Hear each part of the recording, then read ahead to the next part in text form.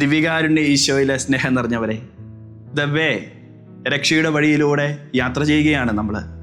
കഴിഞ്ഞ ആഴ്ചക്കാലം നമ്മുടെ ജീവിതത്തിലേക്ക് കടന്നു വരുന്ന മരുഭൂമി അനുഭവങ്ങളെ ദൈവത്തോട് ചേർത്ത് വെച്ചുകൊണ്ട് നമ്മൾ ധ്യാനിക്കുകയുണ്ടായി, പ്രാർത്ഥിക്കുകയുണ്ടായി. ഒരുപാട് പേര് അവരുടെ പ്രാർത്ഥനാ നിയോഗങ്ങൾ മെസ്സേജിലൂടെയും ഒക്കെ അയക്കുകയുണ്ടായി. പ്രത്യേകമായിട്ട് അവരുടെ നിയോഗങ്ങൾ വിശുദ്ധ ബലിയിൽ ഞങ്ങൾ ചേർത്ത് വെച്ച് പ്രാർത്ഥിച്ചിട്ടുണ്ട്. ഒപ്പം ഇനിയുള്ള നിങ്ങളുടെ പ്രാർത്ഥനാ നിയോഗങ്ങൾ താഴെ കാണുന്ന ഈ വാട്സപ്പ് നമ്പറിലേക്ക് അയച്ച് വലിയൊരു പ്രാർത്ഥനയുടെ കൃപയുടെ ദിവസങ്ങളാക്കി ഈ നോമ്പുകാലത്തെ മാറ്റുവാനായിട്ട് നമുക്ക് പരിശ്രമിക്കാം. രക്ഷയുടെ ഈ വഴിയിലൂടെ നമ്മൾ യാത്ര ചെയ്യുമ്പോൾ ഇന്നേ ദിനം നമ്മൾ ധ്യാനിച്ച് പ്രാർത്ഥിക്കുന്നത് ഗലീലി അനുഭവങ്ങളെ പറ്റിയാണ്. തമ്പുരാന്റെ പരസ്യ ജീവിതത്തിന്റെ ആരംഭത്തിൽ യേശു പ്രവർത്തിച്ച അടയാളങ്ങളുടെ ആരംഭമൊക്കെ ഈ ഗലീലിയിലാണ് നടക്കുന്നത്. തൻ്റെ ശിഷ്യ സമൂഹത്തെ രൂപീകരിച്ചെടുക്കുന്നതും ഒപ്പം അതിനേക്കാളൊക്കെ ഉപരിയായിട്ട് ഒരു പാപത്തിൻ്റെ ഇടമായിട്ട് കരുതിയിരുന്ന ഒരു സ്ഥലത്തെ തമ്പുരാൻ തൻ്റെ സാന്നിധ്യം കൊണ്ട്, പ്രവർത്തനം കൊണ്ട് അതൊരു ദൈവിക സാന്നിധ്യത്തിൻ്റെ ഇടമാക്കി മാറ്റി. അതാണ് ഗലീലി അനുഭവം. അതായത് പാപത്തിൽ വീണ് കിടക്കുന്ന നമുക്ക് വിശുദ്ധിയിലേക്കൊരു സാധ്യതയുണ്ട്. അതാണ് ഏറ്റവും പ്രത്യേകമായിട്ട് ഇതിനെ നമ്മൾ ധ്യാനിക്കുന്നത്. പാപത്തിൻ്റെ ഏതവസ്ഥയിലൂടെ കടന്നു പോകുന്ന ഒരു വ്യക്തി ആയിക്കൊള്ളട്ടെ, നിങ്ങളുടെ ഉള്ളിൽ ഒരു വിശുദ്ധന് അല്ലെങ്കിൽ ഒരു വിശുദ്ധയ്ക്കുള്ള സാന്നിധ്യമുണ്ട്. അതിനായിട്ട് ദൈവം വലിയൊരു പദ്ധതി, വിശുദ്ധ കുമ്പസാരത്തിലൂടെ ദൈവം വലിയൊരു പദ്ധതി നിങ്ങളുടെ ജീവിതത്തിലേക്ക് ഒരുക്കി വെച്ചിട്ടുണ്ട്. അതുകൊണ്ട് പാപത്തിൻ്റെ ഏതെങ്കിലും മേഖലയിൽപ്പെട്ട് ജീവിതത്തിൽ പ്രത്യാശ നഷ്ടപ്പെട്ട് കഴിയുന്ന ഒരു വ്യക്തിയാണ് നിങ്ങളെങ്കിൽ, സ്നേഹമുള്ള സഹോദര, സഹോദരി, ഈ വചനം കേൾക്കുന്ന നിമിഷം നിങ്ങളുടെ ജീവിതത്തിൽ ഒരു അനുഗ്രഹമായി മാറട്ടെ എന്ന് ആശംസിക്കുകയാണ്. അതിനേക്കാൾ ഉപരി ഒരു ദൈവാനുഭവത്തിൻ്റെ നിമിഷമായിട്ട് ഈ നിമിഷത്തെ നിങ്ങളുടെ ജീവിതത്തിൽ ഒന്ന് മാറ്റിയെടുക്കുവാനായിട്ട് പരിശ്രമിക്കുക. ഈ കഴിഞ്ഞ ഒരാഴ്ചക്കാലം മുഴുവന് സോഷ്യൽ മീഡിയ ഏറ്റവും അധികം ചർച്ച ചെയ്യപ്പെട്ട വിഷയം എന്ന് പറയുന്നത് ജപ്പാനിലെ ഇച്ചിക്കാവ മൃഗശാലയിൽ പഞ്ച് എന്ന് പറഞ്ഞ ഒരു കുട്ടിക്കുരങ്ങനെ പറ്റിയാണ്. പലരും സോഷ്യൽ മീഡിയയിലൊക്കെ സ്റ്റാറ്റസൊക്കെ ഇട്ടുകൊണ്ട് ഈ കുട്ടിക്കുരങ്ങനെ ഒരു ആഘോഷമാക്കി മാറ്റുകയുണ്ടായി.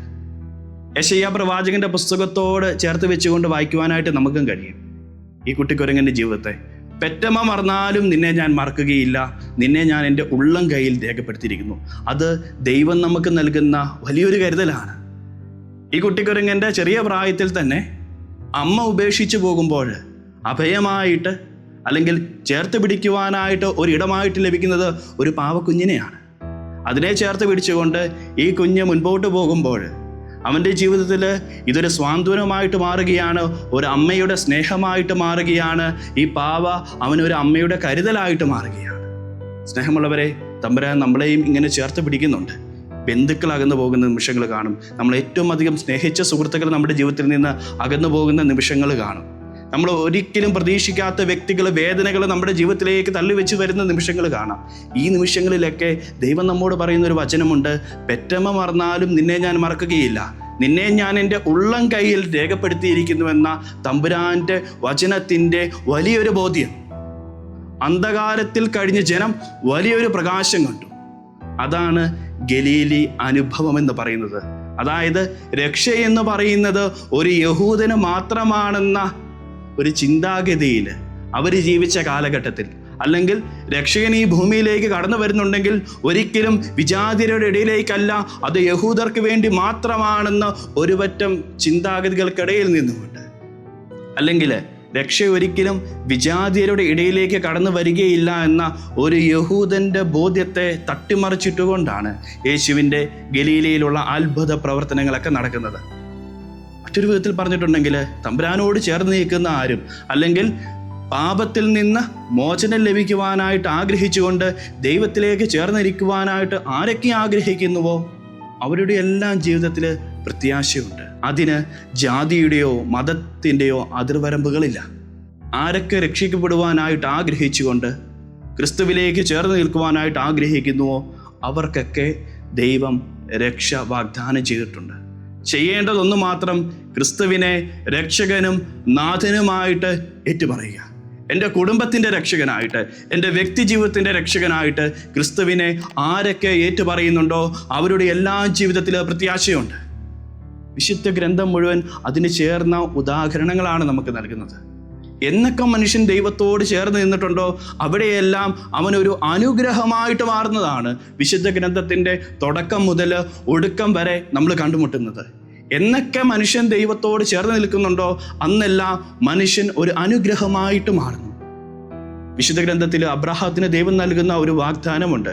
ദൈവത്തിൻ്റെ സന്നിധിയിൽ വിശ്വസ്തനായിട്ട് ജീവിച്ച അബ്രാഹത്തോട് ദൈവം പറയുന്ന ഒരു കാര്യം ഇതാണ്: നീ ഒരു അനുഗ്രഹമായിരിക്കും, നീ പോകുന്ന ഇടങ്ങളെല്ലാം നിന്നെ പ്രതി ഞാൻ അനുഗ്രഹിക്കും. അത് ദൈവം കൊടുക്കുന്ന വലിയ ഒരു വാഗ്ദാനമാണ്. സ്നേഹമുള്ളവരെ, പാപത്തിൻ്റെ ഏതെങ്കിലും മേഖലയിൽപ്പെട്ട് ജീവിതത്തിൻ്റെ പ്രത്യാശ അറ്റുപോയ ഒരു വ്യക്തിയാണ് നിങ്ങളെങ്കിൽ, നോമ്പിലെ ഈ 2ാമത്തെ ആഴ്ചക്കാലം നിങ്ങൾക്ക് ഒരു തിരിച്ചുവരവിൻ്റെ സമയമായിരിക്കട്ടെ.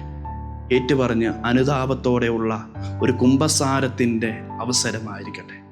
ഒന്ന് മനസ്സ് തുറന്ന് കുമ്പസാരിക്കുവാനുള്ള ഒരു ഓർമ്മപ്പെടുത്തൽ ഈ ഒരാഴ്ചക്കാലം തമ്പുരാൻ നമുക്ക് നൽകുന്നുണ്ട്. ചാവറയച്ചൻ്റെ വാക്കുകൾ പോലെ പിഴയ്ക്കാത്ത മനുഷ്യരില്ല, പൊറുക്കാത്ത ദൈവവും. പിഴയ്ക്കാത്ത മനുഷ്യരില്ല, പൊറുക്കാത്ത ദൈവവും. വിശുദ്ധ ഗ്രന്ഥത്തിലെ സാമുവേൽ പ്രവാചകന്റെ പുസ്തകത്തിൽ ദാവീദിൻ്റെ ജീവിതത്തിലെ വിജയ പരാജയങ്ങളെപ്പറ്റി നമ്മൾ വായിച്ചറിയുന്നുണ്ട്. പലപ്പോഴും നമ്മൾ ജീവിതത്തിൽ വിചാരിക്കുന്ന ഒരു കാര്യമുണ്ട്: നമ്മൾ അത്ര വലിയ പാപങ്ങളൊന്നും ചെയ്യുന്നില്ലല്ലോ എന്ന്. കാരണം ചെയ്യുന്ന പാപങ്ങളൊക്കെ പലപ്പോഴും നമുക്ക് ലഘുപാപങ്ങളാണ്. മാരകമായ പാപങ്ങളൊന്നും നമ്മൾ ചെയ്യുന്നില്ല എന്ന് വിചാരിക്കുന്ന ഒരു വ്യക്തിയാണോ നിങ്ങൾ? എങ്കിൽ ആ ദാവീദിൻ്റെ ജീവിതത്തെ നമ്മളൊന്ന് എടുത്തു വെച്ച് ധ്യാനിക്കണം. കാരണം ഈ ദാവീദ് എന്ന് പറഞ്ഞ മനുഷ്യനും ഇസ്രായേലിലെ തിരഞ്ഞെടുക്കപ്പെട്ട രാജാവായ ദാവീദും മാരകമായ ഒരു പാപവും ചെയ്യുന്നില്ല. മറിച്ച് ലഘുപാപങ്ങൾ പതിയെ പതിയെ വലിയൊരു മാരക പാപത്തിലേക്കുള്ള വഴി തെളിച്ചു വെച്ചു എന്ന് വേണം പറയാൻ. സാമുവേൽ പ്രവാചകന്റെ പുസ്തകത്തിൽ ദാവീദിൻ്റെ പാപത്തിലേക്കുള്ള വീഴ്ചയെപ്പറ്റി നമ്മൾ വായിക്കുന്നുണ്ട്. വചനം പറഞ്ഞു പോകുന്നത് ഇങ്ങനെയാണ്: അത് വസന്തകാലമാണ്. വസന്തകാലത്തിൻ്റെ പ്രത്യേകത എന്ന് പറയുന്നത് രാജാക്കന്മാർ യുദ്ധം ചെയ്യാൻ പോകുന്ന സമയമാണ്. പക്ഷേ ദാവീദ് യുദ്ധത്തിന് പോയില്ല. സൈന്യാധിപരെയും മറ്റു ഭടന്മാരെയും എല്ലാ യുദ്ധക്കളത്തിലേക്ക് വിട്ടിട്ട് അലസനായിട്ട് ദാവീദ് കിടന്നുറങ്ങുകയാണ്. സായാഹ്നത്തിൽ ദാവീദ് ഉണർന്ന് മട്ടുപ്പാവിലൂടെ നടക്കുമ്പോൾ ദാവീദ് കാണുകയാണ് ബത്ശബ എന്ന് പറഞ്ഞൊരു സ്ത്രീയെ. വലിയൊരു ആഗ്രഹമായിരുന്നു ആ മനുഷ്യന് ഇവളെ സ്വന്തമാക്കാൻ. ഒരു വിധത്തിലല്ലെങ്കിൽ മറ്റൊരു വിധത്തിൽ അലസത എന്ന് പറഞ്ഞ ഒരു ചെറിയ ഭാവമാണ്. അതായത് ചെയ്യേണ്ട കാര്യം ചെയ്യേണ്ട സമയത്ത് ചെയ്യാതിരിക്കുക. പലപ്പോഴും പല കാര്യങ്ങളും മുൻപോട്ട് നീട്ടി വെക്കുന്ന മനുഷ്യരാണോ നമ്മൾ? ഇന്ന് ചെയ്യേണ്ട കാര്യങ്ങൾ ഇന്ന് പൂർത്തീകരിക്കാതെ നാളെയാക്കാമെന്ന് വിചാരിച്ചുകൊണ്ട് കടന്നു പോകുന്ന വ്യക്തികളാണെങ്കിൽ അതൊരു ലഘുപാപം എന്ന രീതിയിൽ നമ്മുടെ ജീവിതത്തിൽ ആരംഭിക്കുകയാണ്. ജീവിതത്തിൻ്റെ കൃത്യത നഷ്ടപ്പെടുമ്പോൾ പലപ്പോഴും ലഘുപാപങ്ങളിൽ നമ്മൾ വീണു പോവുകയാണ്. ഈ ലഘുപാപങ്ങൾ എപ്പോഴും മാരകമായ ഒരു പാപത്തിലേക്കുള്ള വഴി തുറക്കലാണ്. പിന്നീടുള്ള ദാവീദിൻ്റെ ജീവിതം പാപത്തിലേക്കുള്ള ഒന്നൊന്നായുള്ള യാത്രയാണ്. ബത്ശബ എന്ന് പറഞ്ഞ സ്ത്രീയെ ദാവീദിനെ സ്വന്തമാക്കുവാനായിട്ട് ആഗ്രഹം തോന്നുന്നു. അവളെ കൊട്ടാരത്തിലേക്ക് വിളിച്ചു വരുത്തി സ്വന്തമാക്കുന്നു. പിന്നീട് വചനത്തിൽ നമ്മൾ വായിക്കുന്നു, ഋതുസ്നാനം കഴിഞ്ഞിരുന്നതിനാൽ അവൾ ഗർഭിണിയാകുകയാണ്. അപ്പോൾ ദാവീദിന് ഈ കുറ്റം മറ്റാരുടെയെങ്കിലും മേൽ ചുമത്തണം. അതിന് ഏറ്റവും നല്ല വഴി എന്ന് പറയുന്നത് ഭർത്താവായ ഊറിയ തന്നെയാണ്. യുദ്ധകളത്തിലായിരിക്കുന്ന ഊറിയായെ ദാവീദ് തിരിച്ചു വിളിച്ചിട്ട് പറയുകയാണ്, നീ നിന്റെ ഭവനത്തിൽ പോയി വസിച്ചോളൂ, ഒരു കുഴപ്പവുമില്ല. പക്ഷേ ഊറിയ എന്ന് പറഞ്ഞ മനുഷ്യനെയാണ് നമ്മൾ അവിടെ അളക്കേണ്ടത്. അവൻ പറയുകയാണ്, ഈ സൈന്യങ്ങളും ഭടന്മാരും ഈ ഇസ്രായേൽ ജനത മുഴുവൻ യുദ്ധത്തിലാണ്. ഞാൻ എങ്ങനെയാണ് എൻ്റെ വീട്ടിൽ പോയിട്ട് എൻ്റെ ഭാര്യയോടൊത്ത് വസിക്കുന്നത്? പിന്നീട് ഊറിയ പറയുന്ന ഒരു കാര്യമുണ്ട്, കർത്താവിൻ്റെ വാഗ്ദാന പേടകവും യുദ്ധഭൂമിയിലാണ്. അതുകൊണ്ട് താൻ എങ്ങനെയാണ് വീട്ടിൽ പോയിട്ട് തൻ്റെ ഭാര്യയോടൊത്ത് ശയിക്കേണ്ടത്? ഊറിയ എന്ന് പറഞ്ഞ മനുഷ്യൻ ദൈവസന്നിധിയിലും സ്വന്തം രാജ്യത്തിന് മുൻപിലും വിശ്വസ്തനായിരുന്നു. അവൻ അവൻ്റെ ഭവനത്തിലേക്ക് മടങ്ങിപ്പോകുന്നില്ല. അവൻ കൊട്ടാരത്തിൽ തന്നെ വസിച്ചു എന്നാണ് പറയുന്നത്. പിന്നീട് മദ്യമൊക്കെ കൊടുത്തുകൊണ്ട് ഈ ഊറിയായെ അവൻ്റെ വീട്ടിലേക്ക് പറഞ്ഞു വിടുവാനായിട്ട് ദാവീദ് പരിശ്രമിക്കുന്നുണ്ട്. പക്ഷേ പാപത്തിൻ്റെ ഒരു കെണിയിൽ പോലും ഈ ഊറിയ വീണു പോകുന്നില്ല. ഊറിയ എന്നും വിശ്വസ്തനായിരുന്നു. പിറ്റേന്ന് മറ്റൊരു വഴിയും ഇല്ലാതായപ്പോൾ ദാവീദ് രാജാവ് ഒരു കത്ത് എഴുതിയിട്ട് ഊറിയായുടെ കയ്യിൽ തന്നെ കൊടുക്കുകയാണ്. യുദ്ധഭൂമിയിലേക്ക് നീ മടങ്ങിപ്പോകുമ്പോൾ ഈ കത്ത് സൈന്യാധിപൻ്റെ കയ്യിൽ കൊടുക്കണം. അവന് ആ കത്ത് മേടിച്ചുകൊണ്ട് നേരെ പോയി സൈന്യാധിപൻ്റെ കയ്യിൽ കൊടുത്തു. ആ കത്തിൽ ഇപ്രകാരമായിരുന്നു: ഇന്നത്തെ യുദ്ധത്തിൻ്റെ ഏറ്റവും മുൻപന്തിയിൽ, അതായത് മരണപ്പെടുവാനായിട്ട് സാധ്യതയുള്ള ഏറ്റവും അടുത്ത സാധ്യതയുള്ള മേഖലയിൽ ഈ ഊറിയായെ കൊണ്ടുപോയി നിർത്തുക. സൈന്യാധിപൻ രാജാവിൻ്റെ വാക്കനുസരിച്ച് ഊറിയായെ യുദ്ധഭൂമിയുടെ മുൻപന്തിയിൽ കൊണ്ടുപോയി നിർത്തുകയാണ്. അന്നത്തെ യുദ്ധം അവസാനിച്ചപ്പോൾ ഊറിയ എന്ന് പറഞ്ഞ മനുഷ്യനും അവിടെ അവസാനിച്ചു. പിന്നീട് രാജ്യത്തിന് മുൻപിൽ, മറ്റുള്ളവരുടെ മുൻപിൽ വലിയൊരു അഭിമാനിയായിക്കൊണ്ട്, വലിയൊരു സഹതാപം അല്ലെങ്കിൽ യുദ്ധത്തിൽ മരിച്ച ഒരു ഭടൻ്റെ ഭാര്യയെ സ്വന്തമാക്കിക്കൊണ്ട് രാജ്യത്തിന് മുൻപിൽ വലിയൊരു മാതൃക ദാവീദ് രാജാവ് കാണിച്ചു കൊടുക്കുകയാണ്. എല്ലാവരും ദാവീദ് രാജാവിനെ പുകഴ്ത്തുന്നുണ്ട്. അദ്ദേഹം ചെയ്ത മഹത് കൃത്യത്തെ എല്ലാവരും അംഗീകരിക്കുന്നുണ്ട്. പിന്നീട് വചനത്തിൽ നമ്മൾ വായിക്കുന്നുണ്ട്, ദാവീദ് രാജാവിൻ്റെ ഈ ഒരു പ്രവൃത്തി ദൈവസന്നിധിയിൽ വലിയ ഒരു പാപത്തിന് കാരണമായിട്ട് മാറിയെന്ന്. ദൈവത്തിൻ്റെ ആത്മാവ് ദാവീദിനെ വിട്ടുപോവുകയാണ്. വീണ്ടും നാഥാൻ പ്രവാചകനിലൂടെ ദൈവസ്വരം ദാവീദിൻ്റെ ജീവിതത്തിലേക്ക് കടന്നു വരികയാണ്. പ്രവാചകന് രാജാവിൻ്റെ മുമ്പിൽ വന്ന് നിന്നിട്ട് പറയുന്ന ഒരു കഥ ഇപ്രകാരമാണ്.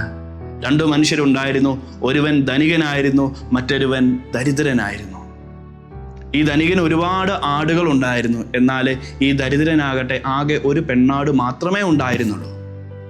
ഈ ധനവാന്റെ ഭവനത്തിൽ വലിയൊരു ആഘോഷം വന്നപ്പോൾ, ഒരു വിരുന്നുകാർ വന്നപ്പോൾ, ഈ ധനവാന് തൻ്റെ ആടുമാടുകളിൽ ഒന്നിനെ കൊല്ലാൻ ബുദ്ധിമുട്ടായതുകൊണ്ട് ഈ ദരിദ്രൻ ഓമനിച്ച് വളർത്തിയ പെണ്ണാടിനെ കൊന്ന് അതിഥികൾക്ക് മുൻപിൽ വിളമ്പി.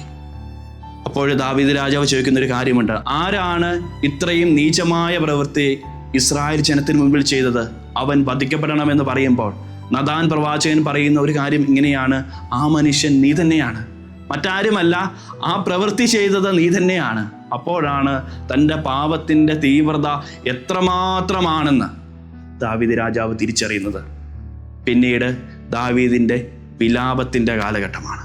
ദൈവസന്നിധിയിൽ ദാവീദ് കരഞ്ഞുകൊണ്ട്, ചാക്കുടുത്തുകൊണ്ട്, ചാരം പൂശി അനുതാപത്തിൻ്റെ സങ്കീർത്തനം ഏറ്റുപറയുന്നത് സങ്കീർത്തന പുസ്തകത്തിൽ നമ്മൾ വായിക്കുന്നതാണ്. ദാവീദ് ദൈവസന്നിധിയിൽ ഏറ്റുപറഞ്ഞു, ദൈവമേ, അങ്ങയുടെ കാരുണ്യത്തിനൊത്ത വിധം എന്നോട് കരുണ തോന്നണമേ, അങ്ങയുടെ കാരുണ്യാതിരികത്തിനനുസരിച്ച് എൻ്റെ അതിക്രമങ്ങൾ മായ്ച്ചു കളയണമേ എന്ന് സങ്കീർത്തന പുസ്തകത്തിൽ നമ്മൾ ഏറ്റുപറയുമ്പോൾ, സ്നേഹമുള്ളവരെ, ഇതൊക്കെ നമ്മളെ ഓർമ്മിപ്പിക്കുന്ന ഒരു കാര്യം ഇതാണ്. തെറ്റിപ്പോയിടത്തു നിന്നും വീണുപോയിടത്തു നിന്നും ഉയർന്നു വരുവാനായിട്ട് നമുക്കൊരു അവസരമുണ്ട്. വിശുദ്ധ കുമ്പസാരക്കൂടാണത്. നമ്മുടെ ജീവിതത്തിൽ പാപത്തിൻ്റെ ഏതെങ്കിലും മേഖലയിലൂടെ കടന്നു പോകുമ്പോൾ തമ്പുരാൻ നമ്മളെ ഓർമ്മിപ്പിക്കുന്നുണ്ട് ഒന്ന് തിരിച്ചു വരുവാനായിട്ട്. ധൂർത്തനെ കാത്തിരിക്കുന്ന ഒരു പിതാവിൻ്റെ സ്നേഹത്തോടെ അവിടുന്ന് നമ്മളെ കാത്തിരിക്കുന്നുണ്ട്. പലപ്പോഴും നമ്മുടെ ജീവിതത്തിൽ പല കാര്യങ്ങൾക്ക് നമ്മൾക്ക് മുടക്കം വന്നേക്കാം. പല കാര്യങ്ങളും നമ്മൾ പ്രതീക്ഷിക്കുന്ന പോലെ നടക്കുന്നില്ലായിരിക്കാം. ഒന്ന് ചിന്തിച്ചു നോക്കുക, ഏതെങ്കിലുമൊക്കെ മേഖലയിൽ നമ്മൾ ദൈവത്തിൽ നിന്ന് അകന്നു പോയിട്ടുണ്ടോ? ദൈവവുമായിട്ടുള്ള സ്നേഹത്തിൽ നിന്ന് അകന്നാണ് നമ്മൾ നിൽക്കുന്നത്. പലപ്പോഴും പല മുടക്കങ്ങൾക്കും കാരണം ചിലപ്പോൾ അതായിരിക്കാം. അതുകൊണ്ട് വിശുദ്ധ കുമ്പസാരം നമുക്കൊരു മാർഗമാണ്, ദൈവത്തിങ്കിലേക്ക് ഒന്ന് തിരിച്ചു വരുവാനുള്ള മാർഗം. വീണ്ടും ന്യായാധിപന്മാരുടെ പുസ്തകത്തിൽ സാംസൺ എന്ന് പറഞ്ഞ ഒരു വ്യക്തിയെ നമ്മൾ കാണുന്നുണ്ട്. ഒരു നിബന്ധന മാത്രമേ ദൈവം അവൻ്റെ ജീവിതത്തിൽ കൊടുത്തുള്ളൂ, തലയിൽ ക്ഷൗരക്കത്തി വെക്കരുത്, നീ ഒരു നാസർ വ്രതക്കാരനാണ്. പക്ഷേ എന്നാണോ ദൈവത്തിൻ്റെ ആ കൽപ്പന ഈ മനുഷ്യൻ ലംഘിച്ചത്, ആ നിമിഷം മുഴുവന് അന്യരാജ്യങ്ങൾക്ക് ഒരു അവഹേളനാപാത്രമായിട്ട് സാംസൺ മാറി. ഫിലിസ്തീർ സാംസണെ കെട്ടിയിട്ടുകൊണ്ട് മർദ്ദിക്കുമ്പോൾ, നിന്ദിക്കുമ്പോൾ, എല്ലാവരും പരിഹസിക്കുമ്പോഴൊക്കെ സാംസണ് ചെയ്തു പോയ തെറ്റിൻ്റെ ആഘാതമോർത്ത് ദൈവസന്നിധിയിൽ നിലവിളിച്ച് പ്രാർത്ഥിക്കുന്നുണ്ട്. അവസാനം സാംസൺ പ്രാർത്ഥിക്കുന്ന ഒരു പ്രാർത്ഥനയുണ്ട്, ദൈവമേ, എനിക്ക് വീണ്ടും എന്നെ ഒന്ന് ശക്തിപ്പെടുത്തണമേ, എന്നെ വീണ്ടും ഒന്നുകൂടി ശക്തിപ്പെടുത്തണമേ എന്ന് സാംസൺ പ്രാർത്ഥിക്കുന്നുണ്ട്. പിന്നീട് വചനത്തിൽ എഴുതി വെക്കുന്ന ഒരു കാര്യമുണ്ട്, സാംസൺ എപ്പോഴാണോ പൂർണ്ണമായ അനുതാപത്തോടെ ദൈവസന്നിധിയിൽ തൻ്റെ കുറവിനെ ഏറ്റുപറയുന്നത്, തൻ്റെ ജീവിതത്തിൽ വന്നുപോയ പോരായ്മയെ ഏറ്റുപറയുന്നത്, ആ നിമിഷം ദൈവം ഒരു തവണ കൂടെ സാംസണെ ശക്തിപ്പെടുത്തുന്നുണ്ട്. പിന്നീട് നമ്മൾ വചനത്തിൽ വായിക്കുന്നുണ്ട്, അതായത് ജീവിച്ചിരിക്കുന്ന സമയത്ത് സാംസൺ കൊന്നവരെക്കാൾ ഉപരിയായിട്ട് അവസാന നിമിഷം ദൈവം ഒരു ശക്തി കൊടുത്ത നിമിഷം സാംസൺ തൻ്റെ കരമുയർത്തിയപ്പോൾ ആ ആയിരുന്ന ഇടം മുഴുവൻ തകർന്നു വീണുകൊണ്ട് മരിച്ചവരുടെ എണ്ണം ജീവിച്ചിരുന്നപ്പോൾ സാംസൺ കൊന്നവരെക്കാൾ അധികമായിരുന്നുവെന്ന് വീണ്ടും നമ്മൾ വിശുദ്ധ ഗ്രന്ഥത്തിൽ വായിക്കുന്നുണ്ട്. സ്നേഹമുള്ളവരെ, വീണിടത്ത് നിന്ന് എഴുന്നേറ്റ് വരുവാനായിട്ട് നമ്മൾ മനസ്സ് കാണിക്കുമ്പോൾ അവിടെ കൃപ വർഷിക്കപ്പെടുന്നുണ്ട്. പാപത്തിൻ്റെ ഏതെങ്കിലും മേഖലയിൽ വീണ് കിടക്കുന്ന വ്യക്തിയാണ് നിങ്ങളെങ്കിൽ അവിടെ നിന്ന് ഒന്ന് എഴുന്നേറ്റ് വരുവാനായിട്ട്, ദൈവസന്നിധിയിൽ ആ പാപം ഏറ്റുപറഞ്ഞുകൊണ്ട് ഒന്ന് മാപ്പ് പറയുവാനായിട്ട് നമ്മൾ മനസ്സാകുമ്പോൾ അവിടെ കൃപ വർഷിക്കപ്പെടുന്നുണ്ട്. ഗലീലി അനുഭവങ്ങൾ നമുക്ക് പറഞ്ഞു തരുന്ന പാഠം ഇത് തന്നെയാണ്. അന്ധകാരത്തിൽ കഴിഞ്ഞിരുന്ന ജനം വലിയ ഒരു പ്രകാശം കണ്ടു. പത്രോസിനോട് സുവിശേഷത്തിൽ 3 തവണയാണ് ഈശോ ചോദിക്കുന്നത്, ഇവരെക്കാൾ അധികമായിട്ട് നീ എന്നെ സ്നേഹിക്കുന്നുവോ? 3 തവണ പത്രോസ് തള്ളി പറഞ്ഞു. 3 പത്രോസിന് ഒരു ഓർമ്മപ്പെടുത്തലായിരുന്നു. 3 തവണ തള്ളിപ്പറഞ്ഞ നാവുകൊണ്ട് തന്നെ പത്രോസ് 3 തവണ ഞാൻ നിന്നെ സ്നേഹിക്കുന്നുവെന്ന് ഏറ്റു പറയുമ്പോൾ തള്ളിപ്പറഞ്ഞവൻ സഭയിലെ ആദ്യത്തെ മാർപ്പാപ്പയായിട്ട് മാറുന്നുണ്ട്. അതുകൊണ്ട് നമ്മൾ വീണുപോകുന്ന ഇടങ്ങളല്ല, പൂർണ്ണമായും ഒരു തകർച്ചയുടെ മേഖലയല്ല. വീണടുത്ത് നിന്ന് നമ്മളെ ശക്തിപ്പെടുത്തുവാനായിട്ട് കരുത്തുള്ള ഒരു ദൈവം നമുക്കുണ്ട്. നമ്മൾ വീണു പോകുന്നിടത്ത് നിന്നും നമ്മളെ ശക്തിപ്പെടുത്തുവാനായിട്ട് കരുത്തുള്ള ഒരു ദൈവം നമുക്കുണ്ട്. ആ ഒരു ബോധ്യം നമുക്കുണ്ടായിരിക്കട്ടെ. ഫെബ്രുവരി 25 വാഴ്ത്തപ്പെട്ട റാണി മരിയയുടെ ഓർമ്മദിനം. നമ്മുടെ നാട്ടിൽ ജീവിച്ച് വിശ്വാസം പ്രഘോഷിച്ച് നമുക്കൊക്കെ നല്ല മാതൃക നൽകി കടന്നുപോയ റാണി മരിയയെ സ്വർഗം അംഗീകരിച്ച ഒരു ദിവസം. പിന്നീട് ഈ റാണി മരിയയെ കുത്തിക്കൊലപ്പെടുത്തിയ സാമുദർ സിംഗ് എന്ന് പറഞ്ഞ കൊലയാളിയുടെ അടുത്ത് ചെന്ന് ഈ സിസ്റ്ററിൻ്റെ സഹോദരി രക്ഷാബന്ധൻ ദിനത്തിൽ കയ്യിൽ ഒരു രാഖി കെട്ടിക്കൊടുത്തുകൊണ്ട്, നീ എൻ്റെ സഹോദരനാണ്, നിന്നോട് ഞാൻ പൂർണ്ണമായി ക്ഷമിച്ചു എന്ന് പറയുമ്പോൾ ഈ സാമുദർ എന്ന് പറഞ്ഞ മനുഷ്യൻ്റെ കണ്ണിൽ നിന്ന് കണ്ണുനീര് ഒഴുകി. അദ്ദേഹം വലിയ ഒരു മാനസാന്തരത്തിലേക്ക് കടന്നു വന്നു എന്നൊക്കെ ചരിത്രം പറയുന്നുണ്ട്. സ്നേഹമുള്ളവരെ, വീണിടത്ത് നിന്ന് എഴുന്നേറ്റ് വരുവാനായിട്ട് നമുക്കെല്ലാവർക്കും ഒരവസരമുണ്ട്. ഈ നോമ്പുകാലം നമുക്കൊരു ഓർമ്മപ്പെടുത്തലാണ്. വീണ് കിടക്കുന്ന ഒരു വ്യക്തിയാണ് നമ്മളെങ്കിൽ നമുക്ക് എഴുന്നേറ്റ് വരുവാനായിട്ട് ഒരവസരമുണ്ട്. വിശുദ്ധ കുമ്പസാരം എന്ന കൂദാശ. അതുകൊണ്ട് ഈ നോമ്പുകാലത്ത് കുമ്പസാരത്തിൻ്റെ പ്രാധാന്യം ഒന്ന് അറിഞ്ഞിരിക്കുവാനായിട്ട് നമുക്ക് പരിശ്രമിക്കാം. പാപത്തിൽ നമ്മൾ വീണു പോകുമ്പോൾ നമ്മളെ വീണ്ടെടുക്കുവാനായിട്ട് വിശുദ്ധ കുമ്പസാരത്തിലൂടെ തമ്പുരാൻ നമുക്കായിട്ട് കാത്തിരിക്കുന്നുണ്ടെന്ന വലിയ ഒരു ബോധ്യം ഈ നോമ്പിൽ നമ്മളെ കൂടുതൽ ശക്തിപ്പെടുത്തും. കൂടുതൽ നമ്മളെ തമ്പുരാനോട് ചേർന്നിരിക്കുവാനായിട്ട് സഹായിക്കും. വിശുദ്ധ ഗ്രന്ഥത്തിൽ യോനാ പ്രവാചകനിലൂടെ ദൈവഹിതം പൂർത്തിയാക്കപ്പെട്ടപ്പോൾ അതിൽ പാപത്തിൽ നിന്ന് പൂർണ്ണമായി വിടുതൽ പ്രാപിച്ച് ദൈവത്തിങ്കിലേക്ക് കടന്നു വന്ന ഒരു ജനത്തെ പറ്റി പറയുന്നുണ്ട്. അവർ ചാക്കൊടുത്തി ചാരം പൂശി നിലത്തിരുന്നു കൊണ്ട് തങ്ങളുടെ പാപങ്ങൾക്ക് മാപ്പ് അപേക്ഷിച്ചപ്പോൾ അവർ വീണ്ടും ദൈവസന്നിധിയിൽ കൃപ കണ്ടെത്തുന്നവരായിട്ട് മാറിയെന്ന് വിശുദ്ധ ഗ്രന്ഥം ഓർമ്മിപ്പിക്കുകയാണ്. ഒരു തരത്തിലല്ലെങ്കിൽ മറ്റൊരു തരത്തിൽ ഈ നോമ്പ് കാലം നമുക്ക് നമ്മുടെ ജീവിതത്തിൽ പരിവർത്തനത്തിൻ്റെ ദിവസങ്ങളാക്കി മാറ്റുവാനായിട്ട് പരിശ്രമിക്കാം. പാപത്തിൻ്റെ മേഖലയിൽ വീണ് കിടക്കുകയാണെങ്കിൽ കുമ്പസാരത്തിലൂടെ നമുക്ക് ദൈവസന്നിധിയിലേക്ക് തിരിച്ചു വരുവാനായിട്ട് കഴിയട്ടെ. ഈ കൂദാശ ഒരുപാട് നമ്മളെ ശക്തിപ്പെടുത്തുന്നുണ്ട്. ക്രിസ്ത്യാനികളായ നമുക്ക് ലഭിച്ച ഏറ്റവും വലിയ സമ്മാനമാണ് ഈ കുമ്പസാരം എന്ന കൂദാശ. MD വാസുദേവൻ നായരുടെ കഥാപാത്രങ്ങളിലൊന്ന് വാരണാസിയിലെ ക്ഷേത്രപടവുകളിൽ നിന്ന് പറയുന്ന ഒരു കാര്യമുണ്ട്. അമ്പലങ്ങളിലും ഒരു കുമ്പസാരക്കൂട് വേണം, കേൾക്കാൻ ഒരു ഇടം, പാപം പൊറുക്കാനൊരു ജ്ഞാനവൃദ്ധൻ. ക്രിസ്തു നമുക്ക് നൽകിയ ഏറ്റവും വലിയ സമ്മാനമാണ് വിശുദ്ധ കുമ്പസാരം എന്ന കൂദാശ. ഈ വചനം കേട്ടുകൊണ്ടിരിക്കുന്ന നിങ്ങൾ എത്ര ദിവസമായി, അല്ലെങ്കിൽ എത്ര മാസമായി, അല്ലെങ്കിൽ എത്ര വർഷമായി ഒന്ന് കുമ്പസാരിച്ചിട്ട് എന്ന് ഒന്ന് ചിന്തിച്ചു നോക്കാം. എന്തെങ്കിലുമൊക്കെ കുറവുകൾ വന്നിട്ടുണ്ടെങ്കിൽ തീർച്ചയായിട്ടും ദൈവത്തിങ്കിലേക്ക് തിരിച്ചു വരുവാനായിട്ട് നമുക്ക് കഴിയട്ടെ. അത് നമ്മുടെ ജീവിതത്തിൽ ഒരു അനുഗ്രഹമായിരിക്കും. ഒപ്പം നമ്മുടെ കുടുംബത്തിലും അതൊരു അനുഗ്രഹമായിട്ട് ഈ നോമ്പുകാലത്ത് മാറും. അതുകൊണ്ട് ഗലീലി നമുക്കൊരു ഓർമ്മപ്പെടുത്തലാണ്.